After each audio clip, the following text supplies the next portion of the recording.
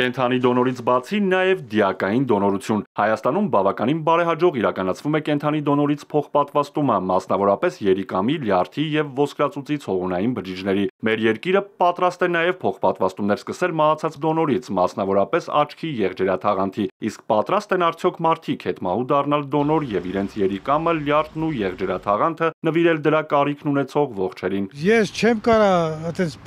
պատասխան տալ, որովհետեւ մնաց մի հարվածի նման հարց էր, որ ինչ-որ պատասխան տալ դժվար է, որովհետեւ դա շատ հոգեբանական հարց է, էլի։ Ինչու՞ չէ։ Ողջամիտ է։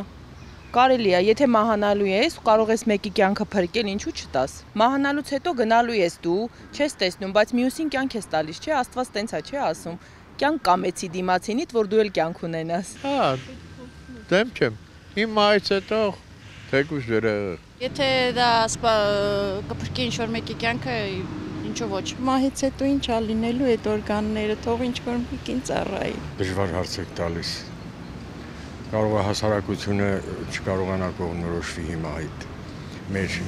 ավանդույթներից ելնելով, հին սովորույթներից ելնելով։ Սա կյանք փրկող, բայց շատ զգայուն թեմա է, ասում է առողջապահության նախարարը։ Անահիտ Ավանեսյանի գնահատմամբ այս ծրագրի հաջողությունը կախված է հասարակության ճիշտ ընկալումից։ Կարևոր են նաև իրավական կարգավորումները։ Համաձայն մեր օրենսդրության, Հայաստանի Հանրապետության քաղաքացին, եթե չի ցանկանում դոնոր լինել իր մահվանից հետո, պետք է իր ամբուլատոր քարտում այդ մասին նշում անի։ Այսինքն պետք է ակտիվ գործողություն անի, որպեսզի դրանից հրաժարվի։ Ամբուլատոր քարտում որևէ նշում չանելու դեպքում մահացածի օրգաններն օգտագործելու համար անհրաժեշտ է հարազատների համաձայնությունը։ Դոնորությունը անվարձահատույց է, բայց օրգան վերցնելն ու փոխպատվաստումը վճարովի են։ Այսինքն ոչ հետմահու, ոչ էլ կենդանության ժամանակ որևէ մեկը չի կարող վաճառել իր օրգանը։ Օրգանների անօրինական վաճառքը միայն սև շուկայում է։ Մենք օրինակ մեր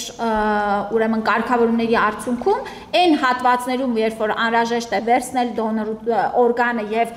փոխպատվաստում իրականացնել, դա դնում ենք փոխհատուցման գնի շրջանակներում։ Բայց անձը, որ հանդիսանում է դոնոր, նա չի կարող դրա դիմաց որևէ փոխհատուցում ստանալ։ Ապրիլին խորհրդարանը վավերացրեց Օվիեդոյի կոնվենցիան, որով Հայաստանը հանձնառություն է ստանձնում պաշտպանելու մարդու իրավունքները կենսաբժշկության մեջ։ Եվրոպայի խորհրդի Երևանյան գրասենյակի ղեկավար Մաքսիմ Լոնգանգենը բարձր է գնահատում առողջապահության ոլորտում Հայաստանի հետ հաջող գործակցությունը։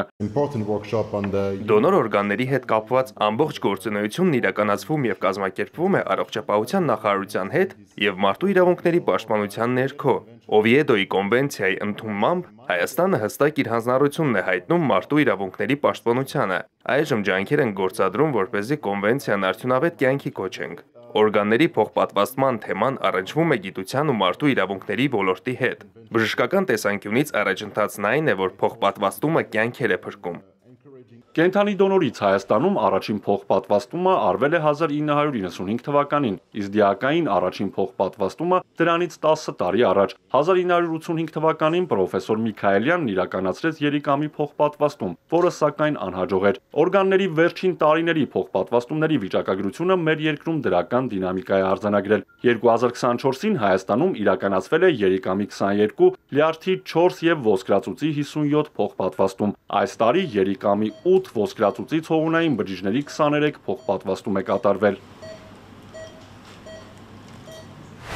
Լրագրողների համար կազմակերպված երկօրյա աշխատաժողովի ժամանակ ակնաբուժության գծով նախարարի խորհրդատու Արտաշես Զիլֆյանը ներկայացրել է եղջերաթաղանթի դիակային փոխպատվաստումը Հայաստանում իրականություն դարձնելու եւ աչքի բանկ ներդնելու անհրաժեշտությունը։ Եղջերաթաղանթի 1 դոնորի շնորհիվ կարող է 5 մարդու տեսողություն վերականգնվել։ Հատկապես 44-օրյա պատերազմում վիրավորված բազմաթիվ երիտասարդներ սպասում են տեսողության վերականգնմանը։ Արթուր Հակոբյան, Էպիկենտրոն։